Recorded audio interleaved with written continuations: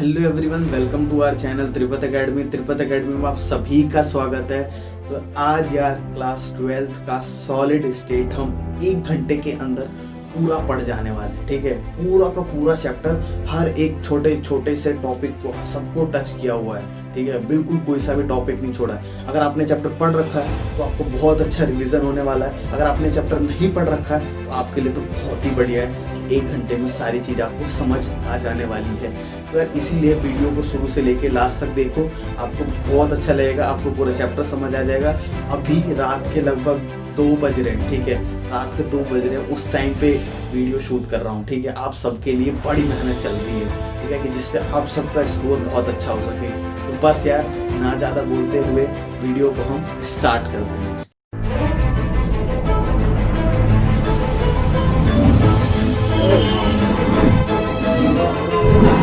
तो यार आज पढ़ रहे हैं हम सॉलिड स्टेट। तो सॉलिड स्टेट यार बहुत आसान चैप्टर है और स्कोरिंग चैप्टर भी है। अगर आप इस वीडियो को पूरा देख लोगे उसके बाद आपके अंदर बिल्कुल कॉन्फिडेंस आ जाएगा और आराम से आप अच्छा स्कोर कर सकोगे अपने एग्जाम्स में।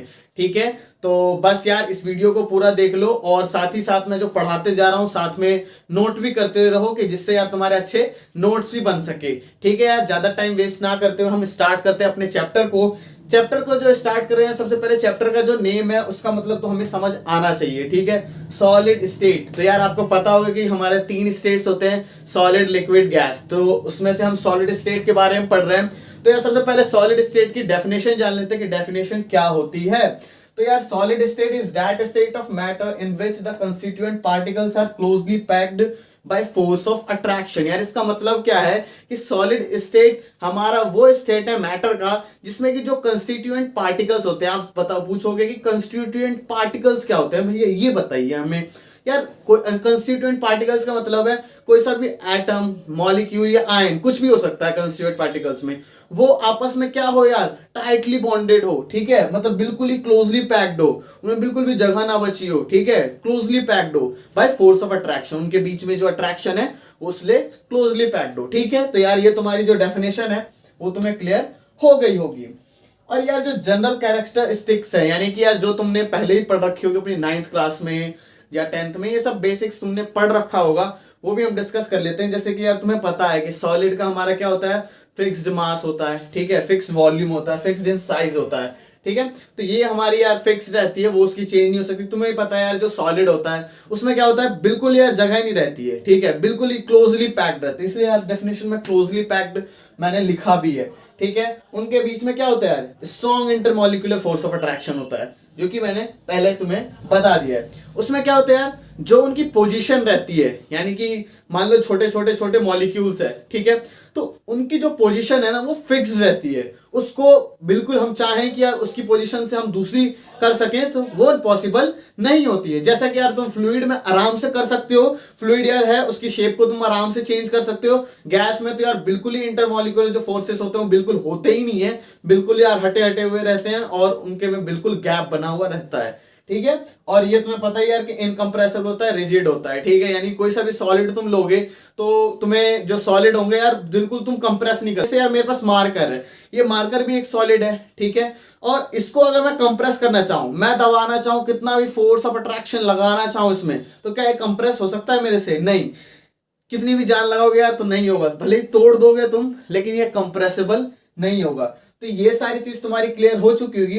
अब हम चलते हैं आगे कि यार इनके क्या टाइप्स होते हैं और क्या चीजें होती हैं। यार सॉलिड्स हमारे 2 टाइप के होते हैं, एक होता है क्रिस्टलाइन सॉलिड, एक होता है हमारा अमॉर्फस सॉलिड। तो यार क्रिस्टलाइन सॉलिड्स क्या होते हैं और अमॉर्फस सॉलिड्स क्या होते हैं, उनके बीच में क्या डिफरेंस है, वही हम बात करते हैं। तो यार क्रिस्टलाइन सॉलिड का मतलब क्या है यार, कि जैसे तुम देख सकते हो कि ये बिल्कुल फिक्स्ड इनका होता है, मतलब बिल्कुल ये अरेंजमेंट इनकी बिल्कुल सेम है। देख सकते हो सारे एक साथ हैं। ठीक है, सारे इनकी अरेंजमेंट बिल्कुल सेम टू सेम होती है। अमॉर्फस सॉलिड्स में ऐसा क्या है भाई, वो कहीं भी रहते हैं। ठीक है, कोई यहाँ रह गया, कोई यहाँ रह गया, कभी 2 साथ में हो, कभी 3 साथ में हो, मतलब कोई भी अरेंजमेंट सही नहीं है उनकी, मतलब इधर उधर कहीं भी रहते हैं। ठीक है, और इसमें क्या है हमारा, इनका बिल्कुल अच्छा से एक पैटर्न बना रहता है, एक अच्छे पैटर्न में वो अरेंज रहते हैं। ठीक है, तो इसीलिए सबसे पहले इसका जो डिफरेंस है वो यही है, the arrangement of constituent particles is irregular through out the solid. यानी कि इसमें जो अरेंजमेंट है पार्टिकल्स का वो क्या है, इररेगुलर। कंस्टिट्यूएंट पार्टिकल्स का मतलब मैंने तुम्हें समझाया था कि चाहे वो आयंस हो सकते हैं, मॉलिक्यूल्स हो सकते हैं, या कुछ भी हो सकते हैं, ठीक है। ऐसी इसमें भाई मैंने बता ही दिया डिफरेंस क्या है, the arrangement of constituent particles is irregular through out the solid. यानी कोई भी रेगुलर तुम्हें दिख रहा है भाई, 2 यहाँ है 3 यहाँ है, मतलब कोई सा भी रेगुलर इनका अरेंजमेंट नहीं होता है, ठीक है। अब जब देखो यार, इनका जब रेगुलर अरेंजमेंट है, मतलब देख रहे हो यार कि सब सारे एक साथ है, रेगुलर है, तो इनका शेप क्या होगा यार, फिक्स होगा। यानी कि इनका जो शेप होगा वो क्या होगा, डेफिनाइट होगा। तुम खुद ही सोचो यार कि अगर मतलब कोई भी चीज रेगुलर, अगर रेगुलर मॉलिक्यूल्स है या रेगुलर आयंस बन रखे हैं, तो ये क्या होगा, उस केस में क्या होगा तुम्हारा यार कि उसकी डेफिनाइट शेप बनेगी। अब मान लो कोई कहीं है मॉलिक्यूल, कोई कहीं है, कोई कहीं है, उसका कोई अता ही पता नहीं है, तो उसके उसमें क्या होगा यार, इररेगुलर हमारी शेप होगी, ठीक है। ये चीज तुम्हें समझ आ गई। दे शो लॉन्ग रेंज ऑर्डर। यार इसका मतलब क्या है, लॉन्ग रेंज ऑर्डर का मतलब है जब इनका यार पैटर्न सेम है, यानी कि अरेंजमेंट अच्छा जा रहा है, तो यार ये आराम से बड़े बड़े सॉलिड्स बना सकते हैं ना। मतलब आराम से जब ये रेगुलर अरेंजमेंट इनकी है तो आराम से बड़े बड़े सॉलिड्स बना सकते हैं, यानी कि आराम से इनके लॉन्ग रेंज ऑर्डर हो सकते हैं। लेकिन इनका कोई अरेंजमेंट ही नहीं है यार, तो खुद ही सोचो कि इनके बीच में गैप होगा, क्या होगा, इसकी वजह से क्या होगा, ये कभी बना सकेंगे बड़ा सा, कोई बड़ा कुछ चीज बना सकेंगे, नहीं बना सकेंगे। तो इसीलिए इनका क्या होता है, शॉर्ट रेंज ऑर्डर होता है। चौथी चीज है शार्प मेल्टिंग पॉइंट। अब ये बड़ा एक अच्छा पॉइंट है तुम्हारे इसके लिए कि यार शार्प मेल्टिंग पॉइंट। आप खुद सोचो कि ये एक रिजिड है, ठीक है, मतलब तुम्हारा जो क्रिस्टलाइन सॉलिड है उसका पैटर्न बिल्कुल सेम है, ये बिल्कुल रेगुलर रिब में रहते हैं, बिल्कुल सब कुछ इनका सही है। तो इस केस में खुद ही सोचो कि अगर कोई चीज है, कोई सी भी चीज है, तो उसका मेल्टिंग पॉइंट, यानी कि अगर सब कुछ रेगुलर है तो इसका मेल्टिंग पॉइंट क्या होगा, फिक्स होगा। यानी कि अगर इसको कह दिया जाए एग्जाम्पल के तौर पे, अगर मैं कहूं कि अगर हमने कह दिया एक बार को कि अगर ये कोई भी चीज है, एग्जाम्पल ले रहा हूं कि 105 डिग्री सेल्सियस पे अगर कोई चीज मेल्ट होती है, ठीक है, अगर क्रिस्टलाइन सॉलिड में अगर मैंने कह दिया कि 105 डिग्री सेल्सियस पे कोई चीज अगर मेल्ट होती है, तो इसका मतलब होती है, अगर इतने पॉइंट पे आएगा तो वो मेल्ट हो जाएगा, ठीक है। लेकिन अब हम इसमें आते हैं amorphous solid में, तो they melts over a range of temperature, it means it has not sharpening melting point, ठीक है। इसका मतलब देखो कि इसमें क्या होता है यार, इसमें हमारा होता है कि कोई भी चीज है, इसका कोई भी रेगुलर पैटर्न नहीं है, रेगुलर कुछ नहीं है, रेगुलर कंस्टिट्यूएंट पार्टिकल्स अलग अलग हैं, दूसरे दूसरे साइड है। तो इसमें क्या केस में क्या होगा यार कि ये मेल्ट होना तो स्टार्ट हो जाएंगे, लेकिन इनमें कुछ भी फिक्स नहीं रहेगा। हो सकता है कि ये 200 डिग्री पे स्टार्ट हो जाए, 200 डिग्री पे स्टार्ट हो जाए और होते होते 250 डिग्री सेल्सियस पे पहुंच जाए, ठीक है। ये एज ए एग्जाम्पल है, इसको तुम्हें अगर नोट कर रहे हो तो ये चीज नोट नहीं करनी, एज ए एग्जाम्पल मैं तुम्हें समझाने की कोशिश कर रहा हूं, ठीक है। तो यार इनका कोई भी तुम्हें इस चीज ये समझ आ गई, इनके बीच में डिफरेंस समझ आ गया कि हमारा जो क्रिस्टलाइन सॉलिड होता है उसका जो मेल्टिंग पॉइंट है वो शार्प होता है, और हमारा इसका अमॉर्फस का मेल्टिंग पॉइंट शार्प नहीं होता, किसी एक रेंज होता है उनका कि उस रेंज के बीच में ये लाई कर सकता है या मेल्ट कर सकता है। नेक्स्ट पॉइंट पे आते हैं, दे आर ट्रू सॉलिड्स। यानी कि दे आर ट्रू सॉलिड्स का मतलब ही तुम्हें समझ आ रहा होगा, सब कुछ इनका रेगुलर शेप है, सब कुछ इसके डेफिनाइट शेप है, मतलब बिल्कुल ही कुछ नहीं हो, तो इसलिए हम इनको क्या कह सकते हैं, ट्रू सॉलिड कह सकते हैं। यानी कि इनका जो भी शेप बनेगा वो बिल्कुल कभी चेंज होने का नहीं आएगा, ठीक है, बिल्कुल चेंज नहीं हो सकता, इसलिए हम इनको ट्रू सॉलिड्स भी कहते हैं। अब यार अमॉर्फस सॉलिड्स के केस में क्या है, अब देखो दे आर सूडो सॉलिड्स, ठीक है, सूडो सॉलिड्स या सुपर कूल्ड लिक्विड्स। इसका मतलब क्या है यार, ये समझने की कोशिश करो। यानी कि इनका क्या हो सकता है, over a period of time they will change their shape, यानी कि शेप इनकी चेंज हो सकती है। अब इसका हम एक एग्जांपल लेके देखते हैं। जैसे अगर तुम अपने घरों में देखते होगे तो कोई ग्लास, अगर खिड़की विंडो की अगर कोई सी ग्लास होती होगी, अगर तुमने नोटिस किया हो इस चीज को, तो होता क्या है उस केस में, अगर उनको बहुत दिन बीत जाते हैं ना, अगर बहुत दिनों तक अगर वो रखे रहें या लगे रहें, तो बहुत दिनों बाद क्या होता है कि उसके बॉटम में जाकर के देखना, तो उसका जो शेप रहता है, उसका जो बॉटम होता है वो थिक हो जाता है। ऊपर तुम देखोगे थिन होगा और नीचे जूम आओगे तो वो थिक हो जाता है। क्या होता है कि वो over a period of time वो जो लेयर होती है वो उसका नीचे डाउन होता चला जाता है, यानी कि इसकी कोई भी फिक्स शेप नहीं। क्योंकि तुम सोचो कि जब लेकर आए थे पूरा शेप था, रेगुलर था, ठीक है, बहुत दिनों बाद क्या हुआ, उसकी बॉटम थिक हो गई और उसका जो अपर लेयर था वो थिन हो गया। क्यों? क्योंकि वो जो अपर लेयर था वो नीचे आ चुका था, यानी कि इसीलिए हम कह देते हैं उनको सुपर कूल्ड लिक्विड्स या सूडो सॉलिड्स। तो ये तुम्हें समझ आ गया होगा। अब यार सबसे मेन पॉइंट, ठीक है, ये बच्चों को समझ नहीं आता, एनसीईआरटी में भी देखते हैं कि ये वाली चीज लिखी रहती है एनआइसोट्रोपिक और आइसोट्रोपिक, ये लिखा रहता है, बच्चों को समझ नहीं आता, बस वो रट्टा मार करके चले जाते हैं। मैं तुम्हें समझाने की कोशिश करता हूँ कि एनआइसोट्रोपिक और आइसोट्रोपिक होता क्या है, ठीक है। तो जो हमारा क्रिस्टलाइन सॉलिड है वो एनआइसोट्रोपिक होता है। अब एनआइसोट्रोपिक का पहले मतलब समझाता हूँ, फिर समझाता हूँ कि वो है क्या एक्चुअली। देखो, different physical properties in different directions, इसका मतलब क्या है कि जो डिफरेंट मतलब इसकी जो भी फिजिकल प्रॉपर्टीज होगी डिफरेंट फिजिकल होती है, मतलब अलग अलग प्रॉपर्टीज होंगी दूसरे दूसरे डायरेक्शन। भैया इसका मतलब क्या है, आपने तो लिख दिया यहाँ पे, इसका एक्चुअली मतलब क्या है। देखो यार, जो हमारा क्रिस्टलाइन सॉलिड है कुछ ऐसा है, ठीक है, कुछ ऐसा है क्रिस्टलाइन सॉलिड, ठीक है। मैं एग्जांपल के लिए तुम्हें समझा रहा हूँ, ठीक, ऐसा कुछ है। तो तुम सोचो अगर ये आयनिक सॉलिड होता, एज एग्जांपल हम ले रहे हैं, तो मान लो यहाँ से हमारा स्टार्ट हुआ, ये प्लस हुआ, ये प्लस माइनस है, ये प्लस है माइनस है, हम चार चार का ही लेते हैं, ठीक है। फिर नेक्स्ट भी क्या होगा भाई, प्लस है माइनस है, प्लस हो गया माइनस हो गया, नेक्स्ट फिर प्लस माइनस प्लस माइनस।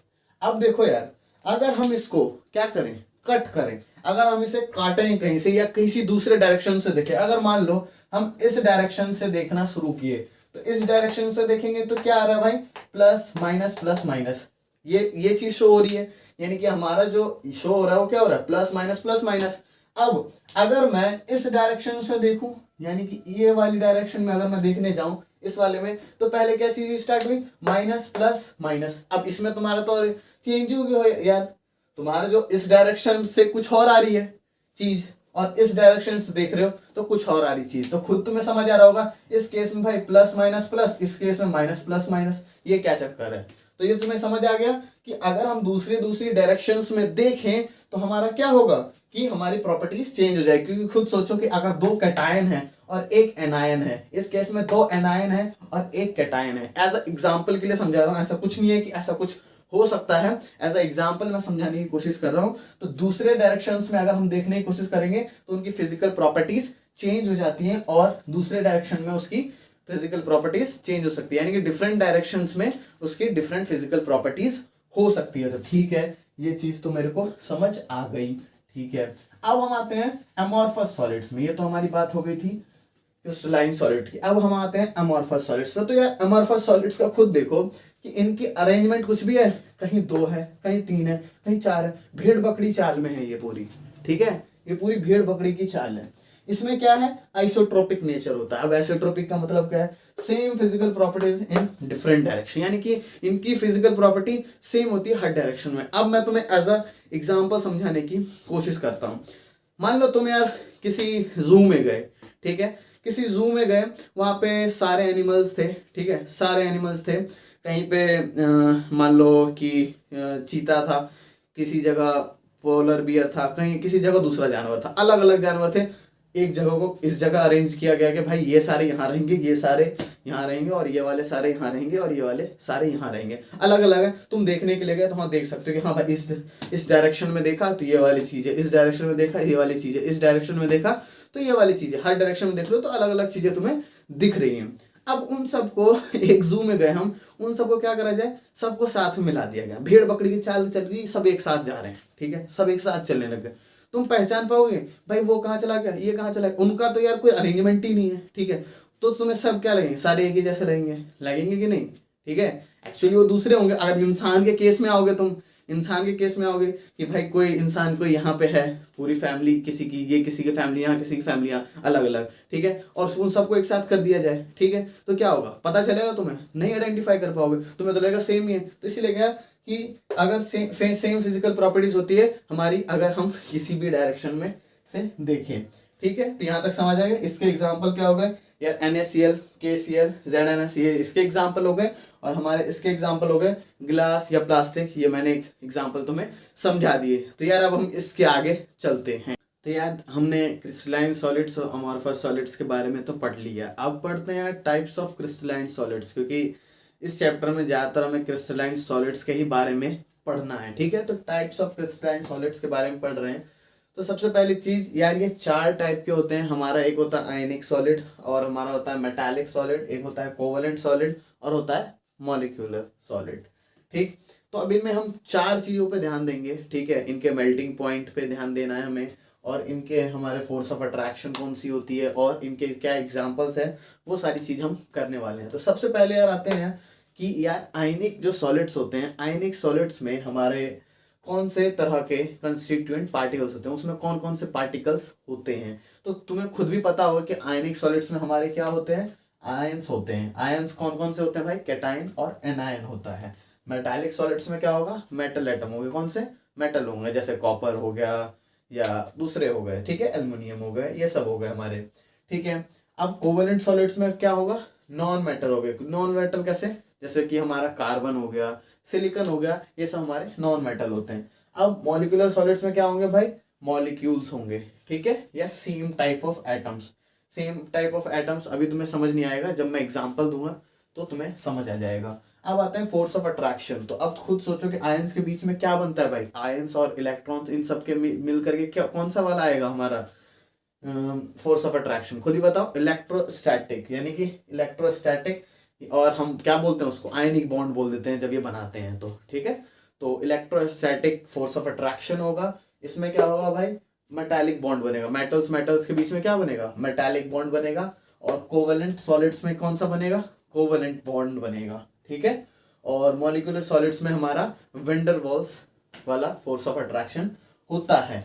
अब ये van Waals force of attraction, ये तुमने यार अपना 11th क्लास में पढ़ा होगा, तो वहां तुम्हें पता होगा। अगर नहीं पता होगा तो कमेंट सेक्शन में पूछ लेना, तो हम बता देंगे कि वैन वाल फोर्स ऑफ अट्रैक्शन होता क्या है। ठीक है, अब आते हैं हम यार, सबसे मेन चीज है इसकी मेल्टिंग और बॉइलिंग पॉइंट पे, कि यार इसका मेल्टिंग और बॉइलिंग पॉइंट क्या होता है।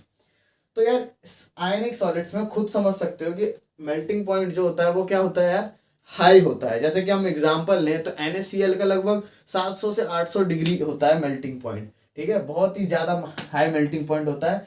फिर मेटालिक सॉलिड्स, इसका भी बिल्कुल हाई होता है, खुद समझ सकते हो। मेटल जैसे आयरन हो गए, ये सब हो गए, ये सब क्या होते हैं यार, इनके मेल्टिंग पॉइंट ज्यादा हाई होते हैं।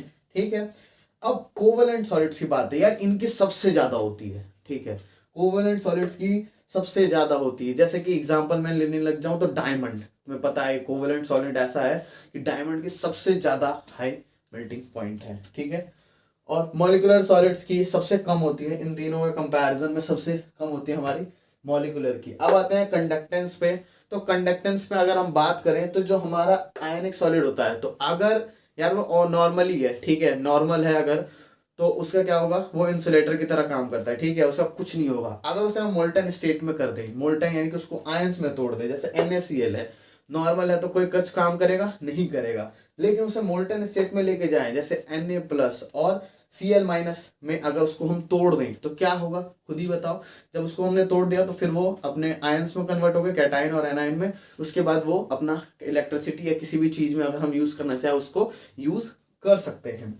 और कंडक्टेंस हमारा मेटालिक सॉलिड के केस में सबसे हाईएस्ट होता है। इन चारों में कंपैरिजन करें तो मेटालिक सॉलिड का बिल्कुल हाईएस्ट होता है, क्योंकि इसमें हमारे मान लो एक एग्जांपल ले लिया, आयरन ले लिया हमने Fe का, तो Fe+2 Fe+2 Fe+2 का हमारा एक पूरा रेंज बना। उसके बीच में यार हमारी गंगा बह जाती है इलेक्ट्रॉन्स की। ठीक है, वो एग्जांपल समझा दूंगा मैं तुम्हें कि कैसे गंगा बहती है। कि जैसे यार तुम मान सकते हो कि हमारा Fe+2 का अगर है हमारा, ठीक है, उसके बाद क्या होता है यार, इधर से हमारे सारे इलेक्ट्रॉन्स आते हैं। ठीक है, बहुत सारे इलेक्ट्रॉन्स रहते हैं। ठीक है, तब जाकर के हमारा मेटालिक सॉलिड बनता है। ठीक है, तो यार इस केस में होता क्या एक्चुअली, कि इस केस में जो हमारा जो कंडक्टेंस है वो क्या हो जाएगा भाई, बिल्कुल ही हाईएस्ट हो जाएगा। ठीक है, तुम्हारा एक डेफिनेशन भी होगा इस चीज का कि सी ऑफ इलेक्ट्रॉन्स करके पूरी डेफिनेशन है, वो भी तुम पढ़ सकते हो। कोवेलेंट सॉलिड के केस में लो होता है हमारा, और मॉलिक्यूलर सॉलिड के केस में भी लो होता है हमारा कंडक्टेंस। एग्जाम्पल लेने चले तो आयनिक सॉलिड्स का एग्जाम्पल हमारा हो गया NaCl, KCl, ZnS, बहुत सारे हैं। और मेटालिक सॉलिड्स का Fe, Zn, कॉपर, ठीक। और कोवलेंट सॉलिड्स का कार्बन कार्बन, सिलिकॉन सिलिकॉन, जैसे तुम्हें पता है कि होता है डायमंड में, ठीक है। और उसके बाद मॉलिक्यूलर सॉलिड्स का मैंने बताया तुम्हें, मॉलिक्यूल्स के साथ, जैसे CO2 हो गया, H2O हो गया। और मैंने तुम्हें बोला था कि सेम टाइप ऑफ एटम तुम्हें दिखे I2, क्या है ये, I और I से मिलके बना है, ठीक है। तो तुम्हें ये सारा समझ आ गया होगा। इसका एक स्क्रीनशॉट ले लो। सारी चीजें मैं तुम्हें समझाया जा रहा हूँ, वो सारे का स्क्रीनशॉट लेते रहो या नोट करते रहो उस चीज को। तो आई थिंक तुमने स्क्रीनशॉट ले लिया होगा। फिर इसके आगे करते हैं। तो यार अब हम ये समझ लेते हैं कि सॉलिड स्टेट्स में जो हमारे की पॉइंट्स हैं, मतलब छोटी छोटी चीजें हैं, उनकी पहले डेफिनेशन समझ लेते हैं। सबसे पहली चीज यार, क्रिस्टल लैटिस या स्पेस लैटिस कह सकते हो। उसका मतलब एक्चुअली होता क्या है, the regular 3 dimensional arrangement of constituent particles in a crystal is known as crystal lattice. यानी कोई सा भी, यार मैं तुम्हें डायग्राम भी दिखा रहा हूँ, ठीक है। तो कोई सा भी ऐसी चीज जिसको भी हम यार 3D में अगर उसे हम अरेंज कर सकें, किसी भी चीज का जो भी अरेंजमेंट है वो क्या है, 3 डायमेंशनल में है, तो उसे हम क्या कह सकते हैं, क्रिस्टल लैटिस कह सकते हैं, ठीक है। यूनिट सेल किसे कहते हैं, जो भी स्मॉलेस्ट पार्ट होता है हमारा क्रिस्टल लैटिस का, जो कि बार बार रिपीट हो रहा है, ठीक है। वही चीज लिखी भी हुई है, the smallest part of the crystal lattice but the complete portion which repeat over and again to make a crystal lattice. तो जैसे यार तुम्हें अगर मैं समझाने की कोशिश करूं कि क्रिस्टल लैटिस या स्पेस लैटिस कह सकते हो, एज एग्जांपल हो सकता है कोई बिल्डिंग है, तो पूरी बिल्डिंग हो गई तुम्हारी क्रिस्टल लैटिस, और उसमें जो रूम्स है छोटे छोटे, वो तुम्हारी क्या हो गया, यूनिट सेल, ठीक है। और यूनिट सेल के रिप्रेजेंटेशंस कहते हो कैसे होते हैं। उसके बाद आता है लैटिस पॉइंट। तो लैटिस पॉइंट्स क्या होता है, constituent particles used to make a space lattice. जैसा कि यार तुम्हें डायग्राम में शो कर रहा हूँ, जो भी ये तुम्हारे कॉर्नर्स हो गए, उसमें जो पार्टिकल्स यूज कर रहे हैं हम, जो पॉइंट से शो हो रखा है, वो सारी चीजें क्या है यार, कंस्टिट्यूएंट पार्टिकल्स। यानी कि जो भी पार्टिकल्स हम मिलके बना रहे हैं, वो सारा हमारा होता है लैटिस पॉइंट, ठीक है। उसके बाद आता है कैरेक्टरिस्टिक्स ऑफ यूनिट सेल, ठीक। कैरेक्टरिस्टिक्स का मतलब क्या है कि यूनिट सेल के अंदर क्या क्या चीजें होती हैं, ठीक। तो यूनिट सेल के अंदर सबसे पहली चीज तो यार उसकी एजेस होती हैं, जो एजेस की लेंथ्स होती हैं, ठीक है, वो होता है। जैसे कि डायग्राम में भी आपको शो हो रहा होगा, ABC हमारा जो है उसकी एज लेंथ है। और हमारे एंगल्स होते हैं, ठीक है, alpha, beta and gamma. Alpha हमारा होता है वो B एंड C के बीच में जो एंगल बन रहा है, बीटा हमारा A और C के बीच में जो एंगल बन रहा है, और गामा जो हमारा A और B के बीच में एंगल बन रहा है। यार इसके बाद हम पढ़ते हैं कि प्रिमिटिव यूनिट सेल होता है और एक सेंटर्ड यूनिट सेल होता है। तो उसके लिए यार मेरे को ये इरेज करना पड़ेगा, तब तक के लिए आप यार स्क्रीनशॉट ले लो इस चीज का, जिससे कि आराम से आप ये डायग्राम्स और ये सारी चीजें लिख सको, ठीक है। फिर हम आगे पढ़ते हैं। तो यार अब हम देखते हैं क्लासिफिकेशंस ऑफ यूनिट सेल, ठीक है। तो जो हमारे दो तरह के यूनिट सेल्स होते हैं, एक होता है प्रिमिटिव यूनिट सेल, एक होता है सेंटर्ड यूनिट सेल, या उसे कह सकते हैं आप नॉन प्रिमिटिव यूनिट सेल। तो यार हमारा प्रिमिटिव यूनिट सेल क्या होता है, उसमें जो भी पार्टिकल्स हैं वो सारे हमारे कॉर्नर्स पे होते हैं। एग्जाम्पल मैं आपको समझाता हूँ। जैसे कि हमने एक क्यूब ले लिया, ठीक है, तो इसके अंदर जो हमारे पार्टिकल्स होंगे ना, वो बस होंगे कॉर्नर्स पे, ठीक है। कहाँ होंगे, कॉर्नर्स पे। टोटल कितने कॉर्नर हो गए, 1 2 3 4 5 6 7 और 8, ठीक है। ये चीज़ अभी आपको बहुत काम आ गई, कॉर्नर वाली, ठीक। तो जो भी हमारे कंस्टिट्यूएंट पार्टिकल्स है वो बस ओनली कॉर्नर्स पे होंगे। अब आते हैं हम सेंटर्ड यूनिट सेल पे। तो सेंटर्ड यूनिट सेल में क्या होता है, उसके कॉर्नर्स के अलावा और भी दूसरे जगह हो सकते हैं, ठीक है। तो constituent particles occupy other position also beside the corners. जैसे कि यार, जैसे अगर हमने बनाया एक क्यूबिक सेल, तो उसमें देखो यार कि जो हमारे पार्टिकल्स है ना, तो वो कॉर्नर्स पे तो है ही, ठीक है। टोटल 8 हमारे कॉर्नर्स हो गए, उस पे तो है ही, ठीक है। 8 कॉर्नर्स हो गए, उस पे तो है ही। और उसके अलावा कहीं भी हो सकते हैं, ठीक है। उसके फेस पे आ गए, उसके बॉडी पे आ गए, ठीक है। तो वो कहीं भी हो सकते हैं। अब हम बात आती है यार कि हमारे जो प्रिमिटिव यूनिट सेल है वो कितने तरह के होते हैं, और सेंटर्ड यूनिट सेल है वो कितने टाइप्स के होते हैं। तो यार हमारा जो प्रिमिटिव यूनिट सेल है वो हमारा एक ही टाइप का होता है, जो कि सिंपल क्यूबिक यूनिट सेल आप कह सकते हो। और हमारे जो सेंटर्ड यूनिट सेल होता है वो 4 टाइप्स के होते हैं। सबसे पहला टाइप हमारा बॉडी सेंटर्ड यूनिट सेल। अभी मैं बताऊंगा कि बॉडी सेंटर क्या होता है। एक face centred cubic unit cell, और एक edge centred cubic unit cell, और एक end centred cubic unit cell, या एंड सेंटर को आप कह सकते हो टू अपोजिट फेसेस। उसका मतलब क्या है अभी मैं आपको समझाता हूं। अब देखो यार, सिंपल क्यूबिक यूनिट सेल है, इसका मतलब क्या है कि ओनली कॉर्नर्स पे होगा। अब इमेजिनेशन, तुम्हें बहुत इमेजिनेशन पावर इस चैप्टर के लिए बहुत अच्छी होनी चाहिए। तो इमेजिन करो एक रूम है, उसमें कितने कॉर्नर्स हो गए, जो भी यार उसका लास्ट पॉइंट होता है ना, बिल्कुल लास्ट में जो पॉइंट्स होते हैं, तो वही हमारे कॉर्नर्स हैं। जैसे 1 2 3 4 5 6 7 8, तो टोटल कितने कॉर्नर्स बन जाते हैं यार हमारे? 8 कॉर्नर्स होते हैं। ठीक है, ये चीज तुम्हारे शायद समझ आ गई होगी कि टोटल हमारे 8 कॉर्नर्स होते हैं। मैं तुम्हें डायग्राम से भी शो कर देता हूँ कि टोटल 8 कॉर्नर्स होते हैं। ठीक है, 1 2 3 4 5 6 7 8, टोटल 8 कॉर्नर्स होते हैं। अब आता है बॉडी सेंटर्ड। बॉडी सेंटर्ड का मतलब क्या है यार? जो उसके पूरे बॉडी के बीच में होता है। तो उसके पूरे बॉडी के बीच में क्या होता है भाई? एक ही होता है। जैसे ये पूरा है, एक रूम हो गया, इस रूम के अंदर उसका क्या होगा? बॉडी सेंटर एक ही होगा, बीच में कहीं होगा। ठीक है, और उसके साथ वो उसमें तो होगा ही, कॉर्नर्स तो उसके होंगे ही, और बॉडी सेंटर पे भी होगा। यानी कि कॉर्नर्स तो उसकी जो टोटल 8 हैं मैंने तुम्हें गिनवा दिया। और उसके बाद क्या होगा भाई कि उसके बॉडी के बीच में भी एक होगा। ठीक है, ये चीज़ तुम्हें समझ आ गई। फेस सेंटर्ड क्या होता है यार? फेस सेंटर होता है कि हमारा मान लो एक पूरी दीवार है। ठीक है, ये पूरी दीवार के बीच में जो ये पॉइंट्स लाई करते हैं। ठीक है, एक दीवार है, एक फेस है, ये पूरा फेस है। तो कितने टोटल फेस? एक फेस ये हो गया तुम्हारा, एक फेस सामने वाला, एक फेस इस साइड, एक फेस इस साइड, एक साइड ऊपर और एक नीचे। टोटल कितने बने? 1 2 3 4 5 6, टोटल 6 फेस सेंटर बने हैं। ठीक है, तो वो मैं तुम्हें बना के भी दिखा देता हूँ। ठीक है, डायग्राम्स थोड़े जैसे बने यार, थोड़ा कॉम्प्रोमाइज कर लेना डायग्राम्स के साथ। ठीक है, ठीक है। अब कितने बने भाई? देखो, एक उस साइड होगा, फिर एक इस वाले के साइड होगा, 2 हो गए, फिर एक इस साइड, एक फिर इस साइड। ठीक, एक यहाँ और एक यहाँ। ठीक, तो ये टोटल हमारे 6 फेस सेंटर बन जाएंगे। जैसा कि मैंने तुम्हें पता है इस चैप्टर में क्या है यार, इमेजिनेशन जितना अच्छा है उतना बढ़िया होगा तुम्हारे लिए। अब आता है एज सेंटर्ड। यार एज कौन सी होती है? जैसे तुम्हारे जो ये एजेस हैं, ठीक है, मतलब जो ये पूरी लाइन होती है, मतलब तुम्हारे घर के जो कोने हैं ना, वो कोने जो पूरे होते हैं, पूरी लाइन, तो एक पूरी दीवार है, उस पूरी दीवार के अंदर, जैसे एक पूरी दीवार है, उस दीवार के अंदर कितने तुम्हारे एजेस बन जाते हैं? 1 2 3 और 4, 4 एज बन गए। टोटल कितने बन जाएंगे? ऐसे ही 4 इधर, फिर 4 5 6 7, ठीक है, 8 9 10 11 12, टोटल 12 बने। यानी कि टोटल हमारे इसमें कितने एज हो जाते हैं? 12 एजेस हो जाते हैं। ठीक है, ये चीज भी तुम्हें समझ आ गई होगी। ठीक है, कॉर्नर पे तो है ही, corner as well as the edges. ठीक है, समझ आ गया होगा, ये सारे एजेस ही हैं।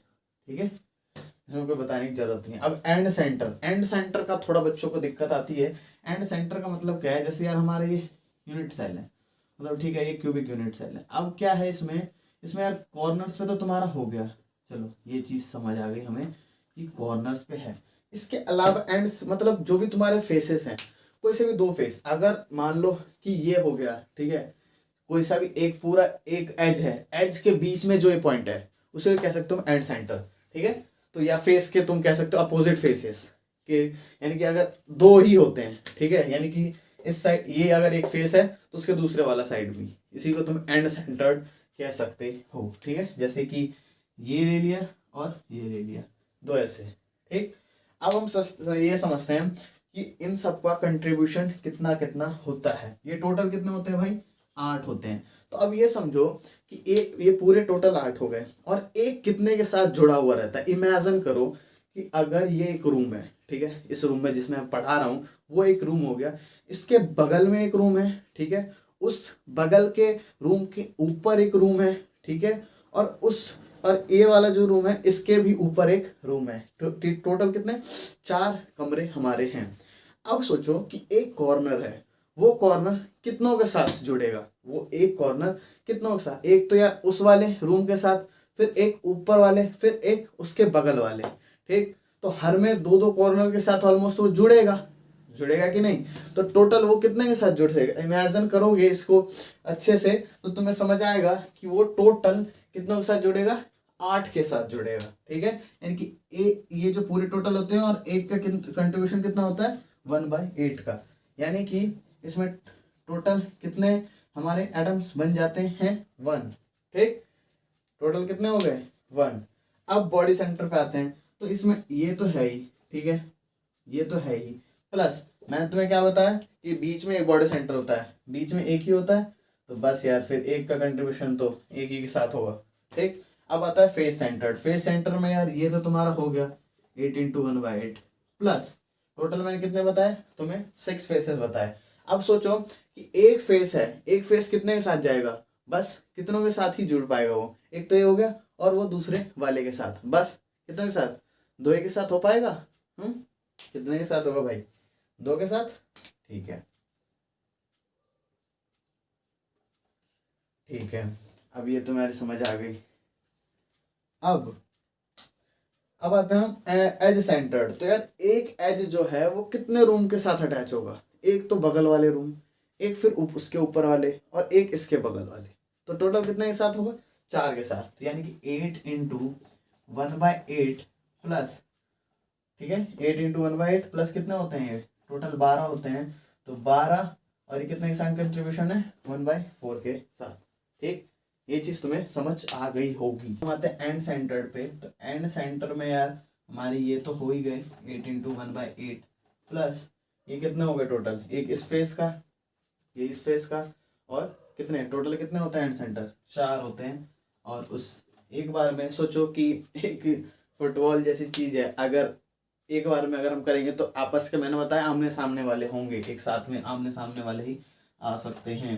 तो 4 × 1/2, तो इसमें टोटल कितने हो सकते हैं 1, इसमें कितने हो सकते हैं 8 × 1/8, ये 1 + 1 कितना हो गया भाई 2, इसमें 8 × 1 तो ये 1 + 3 यानी कि 4 कंट्रीब्यूट कर सकते हैं। और इसमें 1 + 3 = 4 इसमें भी कर सकते हैं, और इसमें 1 + 2 यानी कि 3 इसमें भी कर सकते हैं, ठीक है। आई होप ये सारी चीज तुम्हें समझ आ गई होगी। अब इसके बाद चलते हैं जो हमारे 14 ब्रेविस लैटिसेस होते हैं उनके बारे में चलते हैं कि वो सारे क्या हैं। उसके मैं तुम्हें डायग्राम शो कर देता हूँ कि वो सारी चीजें क्या हैं, ठीक है। तो फिर उसकी तरफ चलते हैं। तो यार जो ये हमारे ब्रेविस लैटिसेस हैं, ठीक है, जो ब्रेविस लैटिसेस हैं वो टोटल हमारे प्रिमिटिव, और पी का मतलब है यहाँ प्रिमिटिव और सी का मतलब है सेंटर्ड, जैसा कि मैंने अभी तुम्हें पढ़ाया। तो प्रिमिटिव और सेंटर्ड मिलाकर टोटल 14 बनते हैं, लेकिन अगर प्रिमिटिव की बात करें तो हमारे टोटल 7 बनते हैं, ठीक है।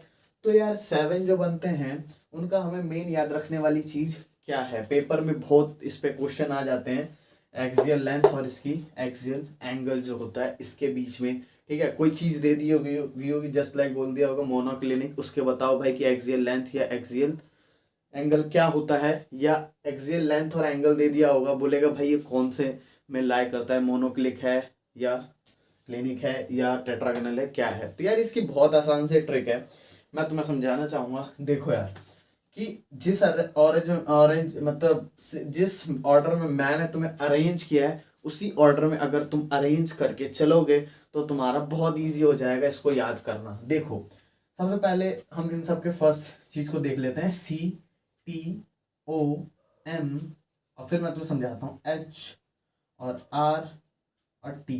एक चीज देखो, इसका एक तुम कुछ भी बना सकते हो, मैंने एक बना रखा है कि CTOM HRT, ठीक है। CTOM ओए सी का मतलब तुम्हें पता है, किसी को बोलते हैं टॉम, किसी टॉम एंड जेरी, या किसी का ले सकते हो CTOM HRT मतलब तू क्या कर रहा भाई, हाँ ये ऐसे HRH बोल सकते हो इसे कि CTOM HRT क्या कर रहा है,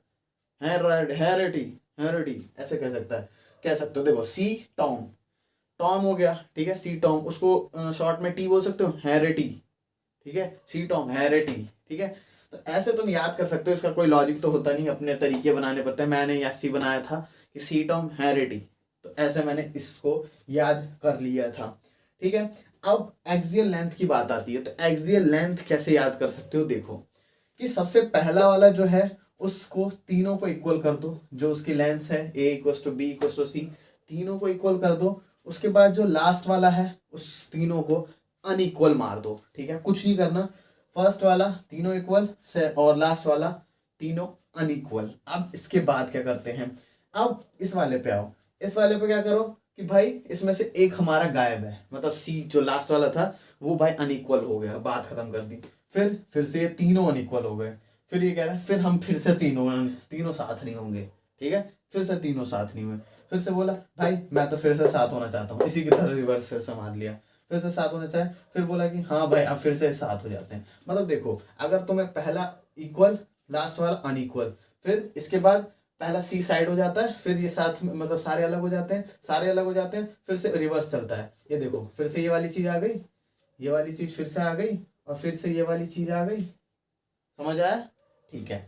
अब इस वाले में आओ, एक्सियल लेंथ, सबसे पहला वाला है alpha equal to beta equal to gamma 90 degree, फिर सेम टू सेम लास्ट वाला क्या होगा, alpha is not equal to beta is not equal to gamma is not equal to 90 degree, ये चीज आ गई तुम्हें। इसके बाद क्या है, फिर से बोला कि भाई हम तो फिर से इक्वल होंगे, फिर से दोबारा, मतलब लगातार हम इक्वल ही होने, ठीक है, लगातार 3 बार इक्वल हो गए, ठीक। अब इसके बाद क्या हुआ कि भाई पहले जो बी वाला है, ठीक है, मतलब बीटा है, बीटा भाई बोला मैं तो नहीं हूँगा अलग तुम्हारे 90 डिग्री के चक्कर में, मैं नहीं पढ़ने वाला, वो अपना बाहर हो गया, बोला मैं तो नहीं पढ़ रहा तुम्हारे में, बाहर हूँ। फिर बोला बीटा ने बोला, फिर बोला गामा ऐसा क्यों कर रहा है तू, हाँ, मतलब गामा बोल रहा है बीटा ऐसा कर रहा है, ले मैं तो 120 डिग्री बन जाऊंगा, तुम अपना 90 में ही साथ रहो, ठीक है, मैं तो अपना 120 डिग्री, तुम अपना 90 में ही साथ रहो। फिर अल्फा सोचता है यार तुम्हारी ही बहस चल रही है, चलो भाई हम सारे साथ हो जाते हैं, सब 90 के इक्वल नहीं होंगे। तो ये ऐसी लॉजिक है, ये समझ लो, और ये इसके पूरे मतलब डायग्राम्स हैं, ये अपना देख लो बस। अब हम आगे चलते हैं, जो तुम्हारे काम आने वाली चीज़ें हैं वो तुम्हें मैं समझाता हूँ, पेपर में क्वेश्चंस जो आएंगे उसको कैसे सॉल्व। तो यार अब हम बात कर लेते हैं जो भी हमारे ये सारे हैं, मतलब बॉडी सेंटर्ड, फेस सेंटर्ड, इन सब की पैकिंग एफिशिएंसी क्या होती है, पैकिंग एफिशिएंसी किसे बोलते हैं, कोऑर्डिनेशन नंबर क्या होता है, ये सारी बात हम बिल्कुल एक छोटे से में सारी चीज समझ लेने वाले हैं, ठीक है।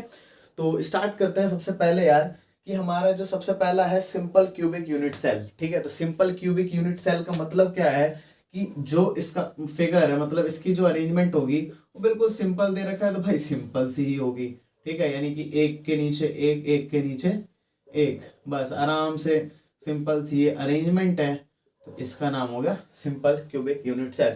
इसमें खुद दे सकते हो यार कि ये ए टाइप की है, ये भी ए टाइप की है, ये भी ए टाइप की है, सेम सेम सेम है, तो इसलिए इसका अरेंजमेंट का नाम क्या दे दिया गया, ए टाइप। अब पैकिंग एफिशिएंसी क्या होती है, तो यार पैकिंग एफिशिएंसी का मतलब होता है कि उसने पूरा कितना जगह, स्पेस कितना ऑक्यूपाई कर रखा है एक स्फेयर ने, पूरे अंदर एक सेल के अंदर पूरा उसने कितना स्पेस ऑक्यूपाई कर रखा है, उसी को हम कहते हैं पैकिंग एफिशिएंसी। तो यार पैकिंग एफिशिएंसी निकालते कैसे, वो एक लंबा प्रोसेस है, लेकिन मैं आपको फॉर्मूला समझा देना चाहता हूँ। उसका होता है यार कि volume of sphere, volume of total sphere कह सकते हो, जो स्फेयर है, और इनटू टोटल एटम्स जितने हैं, मान लो कि वो 3 के साथ 3 स्फेयर्स हैं, 4 स्फेयर, इसलिए वॉल्यूम ऑफ टोटल स्फेयर्स कह सकते हो, अपॉन में volume of the unit cell, ठीक है। ये फॉर्मूला होता है, वो तुम एनसीईआरटी में चेक करोगे तुम्हें दिख जाएगा पूरा चीज क्या है, क्योंकि अभी पूरी डिटेल वीडियो नहीं बन रही है, ठीक है।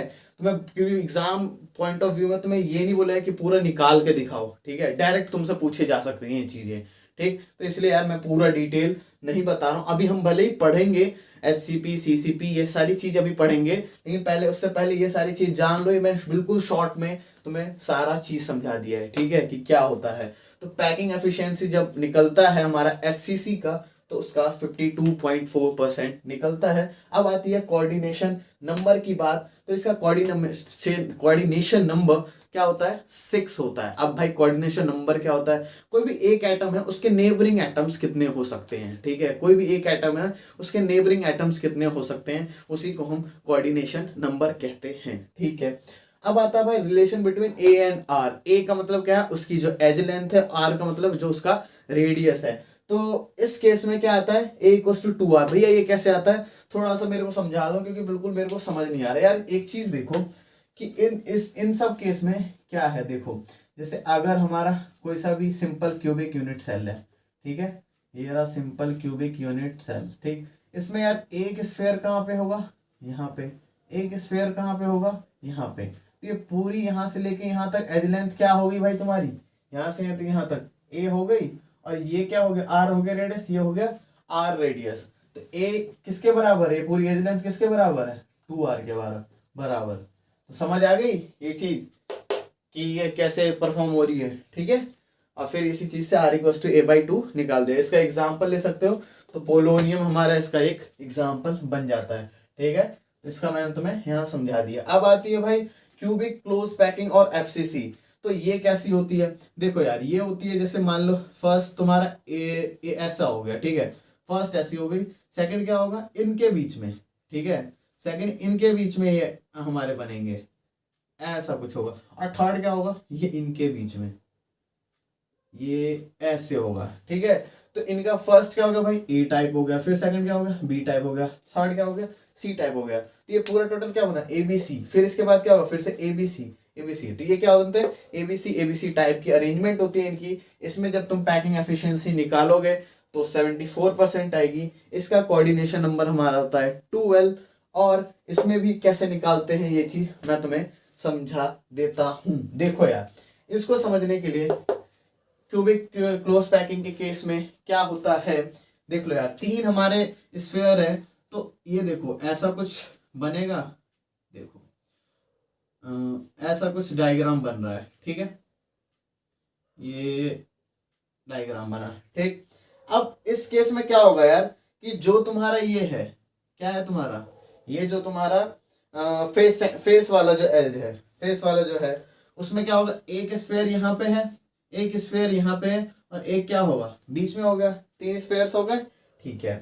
और ये जो तुम्हारा फेस वाला होता है, तुमने देखा होगा कि कोई सा भी क्यूब है या कोई सा भी क्या नाम है स्क्वायर है, उस स्क्वायर के जो ये लेंथ होती है, वो लेंथ कितना होता है उसके, जो वो वाली डायगोनल होती है, किसी भी एक साइड की डायगोनल जो होती है, किसी भी एक साइड की, तो वो डायगोनल कितना होता है, वो डायगोनल होता है √2 होता है। तो यानी कि जो इसका ये वाला लेंथ है वो कितना हो जाएगा भाई, √2a हो जाएगा क्या, ठीक है, √2a हो जाएगा। बहुत बढ़िया। यहाँ पे r कितने हो गए, एक तो ये r हो गया, ठीक है, इस स्फीयर का r हो गया, फिर इसमें क्या हो गया r और r, इस पूरे एक का r और r आ गया, और इस वाले का ये r आ गया, ठीक है। यानी कि कुछ ऐसा है, ऐसा है ना कुछ, ठीक है। तो यहाँ से लेके यहाँ तक की डिस्टेंस है, तो ये r, यहाँ पे बीच में 2r और एक ही r, टोटल कितने हो गए 4r।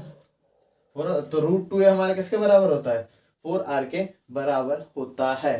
तो तुम्हें समझ आ गया होगा कि इसमें कैसे हमने ये चीज यहाँ पे लिखी है, ठीक है।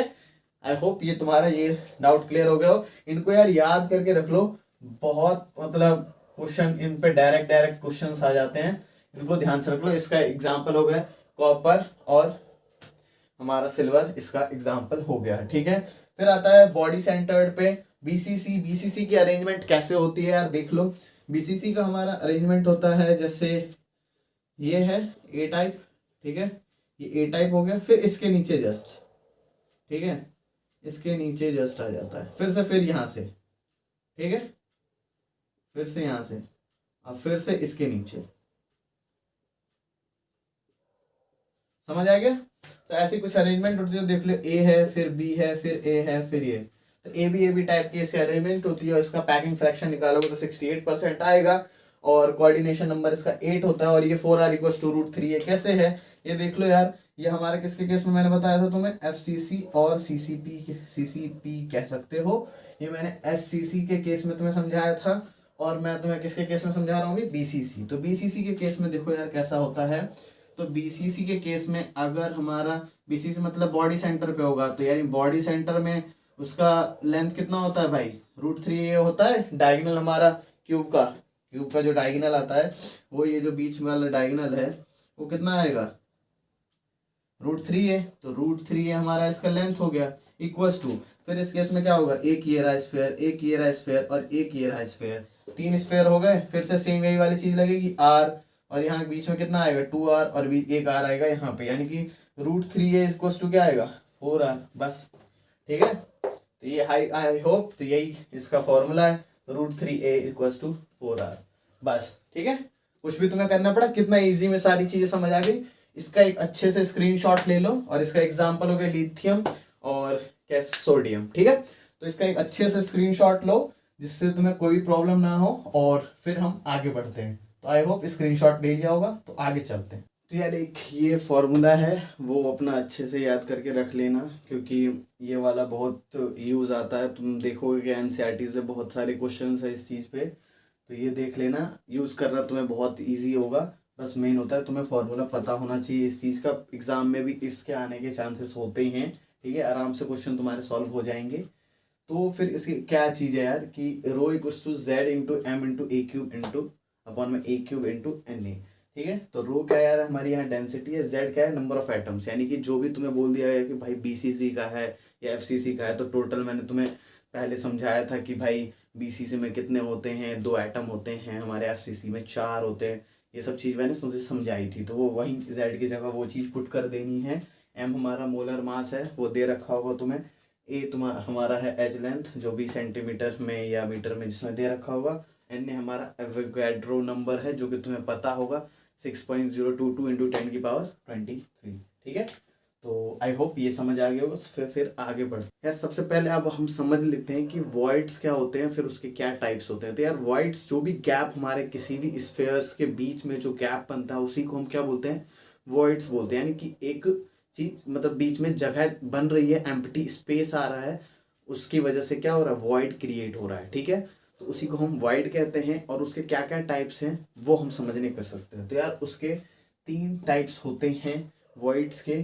सबसे पहला होता है ट्राइगोनल वॉइड। ट्राइगोनल मतलब क्या होंगे, 3 स्फेयर्स हैं, 1 2 3, तो तीनों आपस में स्फेयर है, और उसके बीच में क्या है, ये जो स्पेस आपको दिख रहा है वही उसका वॉइड है। तो इसमें इसका जो कोऑर्डिनेशन नंबर है, आप कह सकते हो कोऑर्डिनेशन नंबर, कितने स्फेयर्स होते हैं इस स्फेयर के, मतलब इस जो वॉइड है उसके कोऑर्डिनेशन नंबर क्या हो जाए, इसके आसपास में कितने, मैंने अभी बताया था आपको कि कोऑर्डिनेशन नंबर का मतलब होता है कि उसके आसपास कितने एटम्स या जो भी पार्टिकल्स हैं, कितने हैं, 1 2 3 है, 3, तो इसका कोऑर्डिनेशन नंबर क्या बन जाएगा, 3। अब टेट्राहेड्रल की वॉइड की बात हुई, तो टेट्राहेड्रल वॉइड में आप देख सकते हो कि एक 3 तो ऐसे बनेंगे, 1 2 3 सेम इसकी तरह 3, और उसके ऊपर एक बीच में आएगा। ठीक है, उसके ऊपर एक बीच में आएगा, तो उसके बीच में भी एक गैप क्रिएट होगा, बीच में गैप क्रिएट होगा ना, तो वही जो है वो टेट्राहेड्रल वॉइड कहलाता है। और उसका कोऑर्डिनेशन नंबर क्या हो जाएगा, कितने स्फेयर्स यूज हो रहे हैं, 4, तो इसका कोऑर्डिनेशन नंबर 4 हो जाएगा। अब ये आता है ऑक्टाहेड्रल वॉइड। तो ऑक्टाहेड्रल वॉइड में क्या होता है, 1 2 3, 3 तो वो आती है, उसके ऊपर एक और लेयर बनती है 3 की, देख रहे हो, 1 2 3, उसके बीच में जो गैप क्रिएट होता है, उसके बीच में जो गैप क्रिएट होता है उसको हम ऑक्टाहेड्रल वॉइड कहते हैं। और जो कि हमारा उसका कोऑर्डिनेशन क्या हो गया, उसके आसपास में टोटल कितने हो गए, 6 हो गए। ठीक है, तो उसका कोऑर्डिनेशन नंबर मैं शॉर्ट में लिख रखा हूँ, चलो एक में मैं पूरा लिख देता हूँ। तो क्या आ जाए, कोऑर्डिनेशन नंबर क्या आ जाएगा भाई इसका, बोलो 6। ठीक है, तो 6।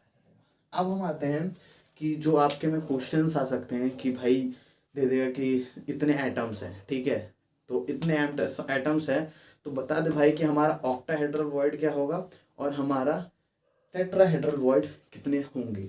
तो वो अगर हमसे कोई पूछ लिया जाएगा तो हम क्या करेंगे। तो यार सबसे पहली चीज़ कि हमसे अगर नंबर ऑफ एटम्स दे रखे होंगे, जैसे मान लो यार नंबर ऑफ एटम्स n है, ठीक है, n का मतलब क्या है यार कि जस्ट लाइक एग्जांपल लेने के लिए कि नंबर ऑफ एटम्स 2 हो गए हमारे, ठीक है, नंबर ऑफ एटम्स 2 है, तो उसका अगर पूछा जाए कि ऑक्टाहेड्रल कितने होंगे, ऑक्टाहेड्रल वॉइड्स कितने बनेंगे, तो n ही बनेंगे। ठीक है, 2 ही बनेंगे। अगर हमारे एटम्स 2 हैं तो उसके ऑक्टाहेड्रल भी वॉइड्स भी 2 ही बनेंगे। और टेट्राहेड्रल वॉइड्स कितने बनेंगे भाई, उसके डबल बनते हैं, 2 है तो 4 बनेंगे। समझ आ गई ये चीज आई होप तुम्हें समझ आ गई होगी। ठीक है, अब हम चलते हैं जो हमारे ये चारों था यार, SCC, FCC, CCP, BCC और HCP। ठीक है। तो इन चारों की तरफ चलते हैं कि इन चारों में क्या क्या होता है क्या नहीं। तो नंबर ऑफ एटम्स हमारे एचसीसी केस में कितना होता है, 1 होता है। एफसीसी के केस में हमारे नंबर ऑफ एटम्स कितने होते हैं, 4 होते हैं। बीसीसी के केस में 2 होता है और एचसीपी के केस में 6 होता है, ठीक है। तो नंबर ऑफ ऑक्टाहेड्रल, अब एटम एक है तो इससे कितना बनेगा भाई, ऑक्टाहेड्रल एक, इसके में एटम 4 है तो इसका कितना बनेगा 4, इसमें एटम 2 है तो इसका क्या बनेगा 2, इसमें 6 है तो 6 बनेगा। अब टेट्राहेड्रल, इस सब का डबल कर दो तो 1 है तो कितना हो जाएगा 2, 4 है तो 8, 2 है तो 4 और इसका 6 है तो 12। तो यार ये चीज़ें पूछी जा सकती हैं एग्जाम में, तो इसका यार अच्छे से ध्यान रखना क्योंकि ये क्वेश्चन आता है, इसलिए मैंने तुम्हें ये चीज़ समझाई है, ठीक है। क्योंकि बाद में तुम्हें पता नहीं रहेगा और फिर ये सारी चीज़ें हो जाएंगी, एग्जाम में आएगा क्वेश्चन, पता नहीं रहता बच्चों को, फिर हो नहीं पाता उनसे, ठीक है। इसलिए मैंने तुम्हें ये चीज़ समझा ली है, तो इसका भी स्क्रीनशॉट ले लो, फिर आगे बढ़ते हैं। तो यार बोर तो नहीं हुए ना, अगर बोर हो रहे हो तो थोड़ा चाय वाय पी लो, पानी वानी पी लो और आराम से फिर से बैठो पढ़ने के लिए, ठीक है। अगर अभी तक वीडियो देख रहे हो तो बोर हो चुके हो तो आराम से चाय वाय पी लो। मैं खुद अभी रात के 2:30 बज रहे हैं तब शूट कर रहा हूँ, ठीक है। तो फिर इसके आगे पढ़ते हैं। अब हम पढ़ने जा रहे हैं इम्परफेक्शन इन सॉलिड्स, ठीक है। इसका मतलब एक्चुअली है क्या, इसका मतलब ये है कि भाई जो भी पार्टिकल्स थे, ठीक है, जो भी आयंस थे वो अपना बड़े मजेदार में बैठे हुए थे, ठीक है, बड़े अच्छे से एक जगह लेके बैठे हुए थे। दूसरे बंदे सब आए, वो उसकी जगह से हटा रहे, कोई वहां जगह ही खाली कर दे रहा है, कोई वहां से उठ के कहीं और चले जा रहा है। मतलब वो जो पूरा सॉलिड था एक अच्छा सा क्रिएट हो रखा था ना, उसकी उसका मतलब दिमाग खराब कर देते हैं उसको ना, बिल्कुल घटिया बना देते हैं उस सॉलिड को। इसीलिए इसका नाम रखा है इम्परफेक्शन इन सॉलिड्स। तो यार इम्परफेक्शन इन सॉलिड्स हमारे 2 तरह के होते हैं। पहला पॉइंट डिफेक्ट्स और लाइन डिफेक्ट्स। पॉइंट डिफेक्ट्स का मतलब क्या है कि किसी भी एक पर्टिकुलर कोई सा एक पॉइंट पे एक चीज गायब हो गई है, ठीक है। और लाइन डिफेक्ट्स का मतलब क्या है, पूरी लाइन ही गायब हो गई, पूरी एक सॉलिड की लाइन थी वही पूरी गायब हो गई। लाइन डिफेक्ट्स हमारे में नहीं है, वो हमें नहीं पढ़नी है। हमारे में क्या है, पॉइंट डिफेक्ट। पॉइंट डिफेक्ट्स में हमारा आता है स्टोइकियोमेट्रिक, फिर स्टोइकियोमेट्रिक डिफेक्ट, एक इम्प्योरिटी डिफेक्ट और एक आता है नॉन स्टोइकियोमेट्रिक डिफेक्ट, ठीक है। स्टोइकियोमेट्रिक में डिफेक्ट में क्या होता है यार कि कोई भी स्टोइकियोमेट्रिक जो होता है उसमें कोई चेंज नहीं आता। इसमें क्या होता है, presence of foreign atoms. Foreign atoms का मतलब दूसरे एटम्स कहीं और से आ जाते हैं, ठीक है, दूसरे एटम्स कहीं और से आ जाते हैं। और नॉन स्टोइकियोमेट्रिक में क्या होता है कि हमारा जो स्टोइकियोमेट्री होता है वो चेंज हो जाता है। वो तो समझ आ गया होगा, स्टोइकियोमेट्री में हमारा बिल्कुल कुछ भी चेंज नहीं होता और इसमें नॉन स्टोइकियोमेट्रिक चेंज आ जाता है, ठीक है। अब स्टोइकियोमेट्रिक में ही तुम्हारा जो मेन चीज है, मेन जो तुम्हारे बुक्स में पढ़ा रखा है वो सारी चीजें हैं, ठीक है। तो स्टोइकियोमेट्रिक में है क्या, पहला है यार वैकेंसी डिफेक्ट, ठीक है। सबसे पहला चीज देखोगे तो वैकेंसी डिफेक्ट है। वैकेंसी डिफेक्ट का मतलब एक्चुअली है क्या कि कोई पूरा एक बना हुआ था, उसमें से एक एटम वो गायब हो गया, वहां से निकल गया, वैकेंसी उसने क्रिएट कर दी, ठीक है। आयन है जो, और ये सारे क्या होते हैं, नॉन आयनिक होते हैं, ठीक है। इसमें कोई आयनिक नहीं होता, वो मॉलिक्यूल्स है या एटम्स है, कुछ है, ठीक है। और उसमें क्या हुआ, उसने एक, जैसे ये पूरा था उसमें से एक गायब हो गया, ठीक है। तो एक पूरा अगर गायब हो जाता है तो उसमें क्या होता है, हमारा मिसिंग हो जाता है एटम, यानी कि एक एटम मिसिंग हो गया। तो इसमें क्या होगा भाई, पूरा एक था उसमें से एक एटम मिस हो गया, इसका मतलब क्या हुआ कि अगर कोई भी चीज पूरी है, पूरे में से अगर एक चीज निकल जाएगी तो क्या वो जो उसकी डेंसिटी थी वो डिक्रीज हो जाएगी, डिक्रीज होगी ना, तो इसलिए इसकी डेंसिटी डिक्रीज हो जाती है। समझ आ गई। इसका एग्जाम्पल एक लिख सकते हो, सल्फर। अब दूसरा आता है यार इंटरस्टिशियल। इंटरस्टिशियल का मतलब क्या है, एटम ऑक्यूपाई फ्री स्पेस, यानी कि एक्चुअली इसमें क्या होता है कि हमारा एक जगह से दूसरी जगह चले जाता है, ठीक है। मतलब एटम ऑक्यूपाई कर लेते हैं, मतलब जैसे देखो एक खाली तो हुआ, वैकेंसी की तरह मान लो हट तो गया, लेकिन वहां क्या हो रहा है कि जो इंटरस्टिशियस जगह है, यानी कि जो दूसरी जगह है, तो वो वाला एटम वो दूसरे की जगह पहुंच जाता है, ठीक है। एक एटम जो है वो दूसरे वाले की जगह पहुंच जाता है। एग्जाम्पल ले सकते हैं, ये भी नॉन आयनिक होते हैं, इसका एग्जाम्पल हम एल्यूमिनियम ले सकते हैं। अब आता है फ्रैंकल और शॉर्ट की डिफेक्ट, ठीक है। तो फ्रैंकल और शॉर्ट के डिफेक्ट में तुम्हें बहुत दिक्कत आती है, बच्चों को समझ ही नहीं आता और कंफ्यूजन रहता है, तो आज मैं तुम्हारा क्लियर कर देना चाहता हूँ। फ्रैंकल डिफेक्ट में क्या होता है, इंटरस्टिशियली डिफेक्ट है, लेकिन इंटरस्टिशियल में क्या होता था यार कि वो एक इंटरस्टिशियल साइट बना लेता था, लेकिन इस फ्रैंकल डिफेक्ट में क्या होता है कि यार जो वो इंटरस्टिशियल जो वो जगह है उस जगह से उठ करके किसी और जगह जा रहा है, ठीक है। मतलब मान लो एक पूरा लेटेस है, ठीक है, वो अपनी जगह से उठ करके दूसरे की जगह बिल्कुल पास में चिपकने जा रहा है, उसकी जगह नहीं है वहां पे, ठीक है। अगर मान लो तुम्हारे कुछ दोस्त नहीं होते कि जो आकर के चिपकने के लिए आते हैं, ठीक है, मतलब दो चार दोस्त हैं, उसमें से एक चेपू बन रहा है, मतलब चार पांच दोस्तों के बीच में घुसने जा रहा है, वैसे ही है फ्रैंकल। फ्रैंक होता है बंदा, मतलब चेपू है, ठीक है, आकर के उनके बीच में घुसने के लिए आ रहा है। तो इसमें डेंसिटी कोई चेंज आएगी भाई, वो पूरा एटम था, सब थे वहां पे, बस उसने वो जगह वहां से क्रिएट वैकेंसी टाइप, मतलब इंटरस्टिशियल जगह बना दी और वहां से कहीं और चला गया बंदा, ठीक है। तो फ्रैंकल डिफेक्ट है उसका। एक ये छोटा सा इमेजरी मैं थोड़ा सा शो कर देता हूँ, ठीक है। तो ये तुम्हें इमेजरी दिख रही होगी कैसा होता है एक्चुअली। अब फिर हम आते हैं शॉर्ट की पे। तो शॉर्ट की में क्या होता है यार कि इसमें वो दोनों आयंस मिसिंग होते हैं। क्या होता है, दोनों आयंस मिसिंग होते हैं, यानी कि अगर इस ये हमारा आयनिक होता है, ठीक है, ये हमारा आयनिक, ये भी हमारा आयनिक होता है। इसमें दोनों अगर मान लो प्लस है और माइनस है, ठीक है, अगर मान लो कैटायन है और एनायन है, तो क्या होगा, दोनों के दोनों ही मिसिंग होंगे। जैसे एक एग्जांपल ले सकते हैं NaCl का, तो उसमें Na प्लस है और Cl माइनस है ना, दोनों के दोनों ही हट जाएंगे। क्या होगा, दोनों के दोनों ही निकल जाएंगे एक उनमें से।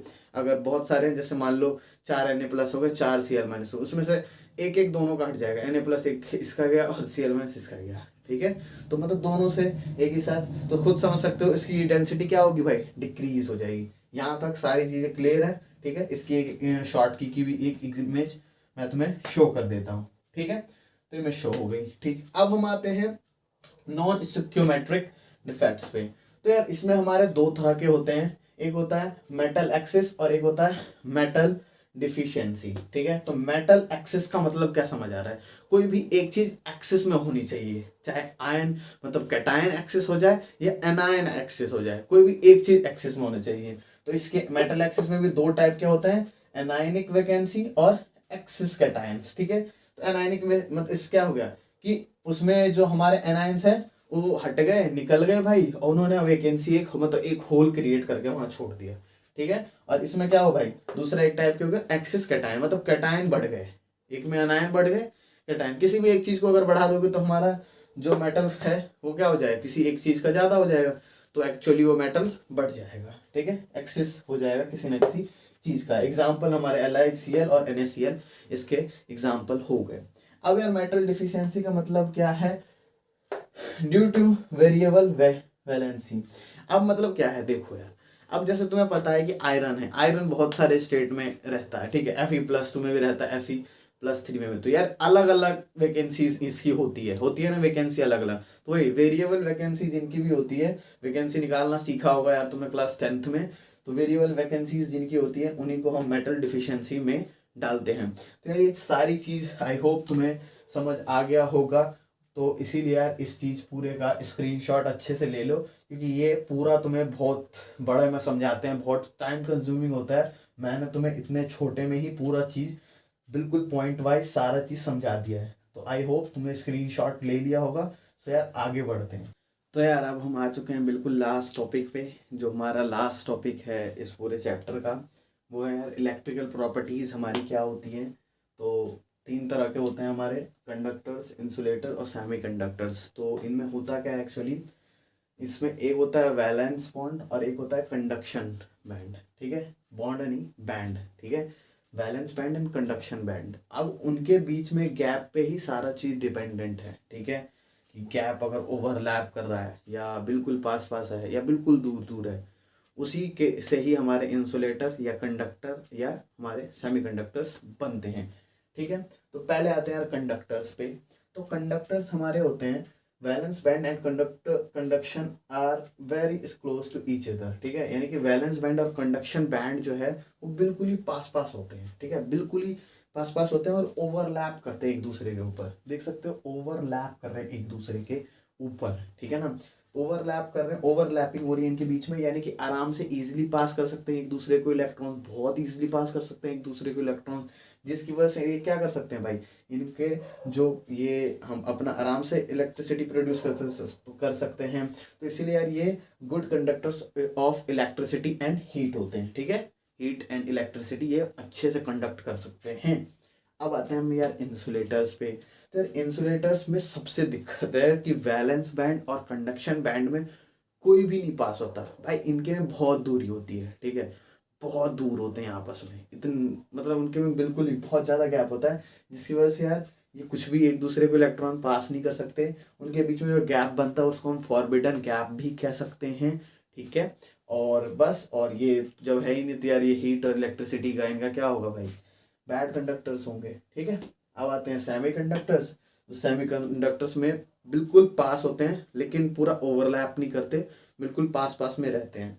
तो उसमें स्पेसिंग क्या होती है उनके बीच में, वैलेंस बैंड और कंडक्शन बैंड के बीच में उनके बहुत छोटी होती है, जिसकी में आराम से वो थोड़ा सा स्मॉल एनर्जी गैप रहता है उनके बीच में, छोटा सा बस। तो क्या हो सकते हैं, इलेक्ट्रॉन्स एक से दूसरे जगह आराम से जा सकते हैं, लेकिन इसके कंडक्टर्स के मुकाबले नहीं अच्छे से हो सकता। लेकिन इंसुलेटर से तो कंपैरिजन ही मत करो। इसके बाद सेमीकंडक्टर आता है, यानी कि उससे उतना अच्छा कंडक्शन नहीं कर सकता लेकिन फिर भी थोड़ा बहुत कर सकता है, ठीक है। इसका एग्जांपल सिलिकॉन एंड जर्मेनियम हो गया। यार तुम्हारा ये पूरा चैप्टर हमने लगभग 1 घंटे के अंदर पूरा चैप्टर कंप्लीट कर लिया है। तो आई होप यार तुम्हें पूरा चैप्टर समझ आ गया होगा, ठीक है। कोई भी डाउट बचता है आराम से कमेंट सेक्शन में जाके पूछो, और हमारे टेलीग्राम ग्रुप को जाके ज्वाइन करो। वहाँ पे तुम्हारे जो भी डाउट्स होंगे वो सारे सॉल्व हो जाएंगे। अपने फ्रेंड्स के साथ वीडियो शेयर करो। तो सोचो यार हम तुम्हारे लिए कितनी मेहनत कर रहे हैं। रात के 2:30 बज रहे हैं, 2:30 बजे ये शूट कर रहा हूँ मैं, ठीक है। उस टाइम पे इतनी मेहनत के साथ वीडियो बन रही है, उसके बाद भी यार आप सब मतलब वीडियो पे कुछ अच्छा आप दिखा नहीं रहे हो, ठीक है। तो जो भी नए हैं यार वो सारे सब्सक्राइब कर लो। ऐसे ही तरह के वीडियोस हम डालते रहेंगे और आपके लिए पूरी हेल्प करने के लिए हम यहाँ हैं, और हम चाहते हैं कि आप सभी का बहुत अच्छा स्कोर हो, ठीक है, बहुत अच्छा स्कोर हो, ठीक है। तो बस यार इस वीडियो के लिए इतना ही। Thank you for watching the video. जय हिंद, जय भारत।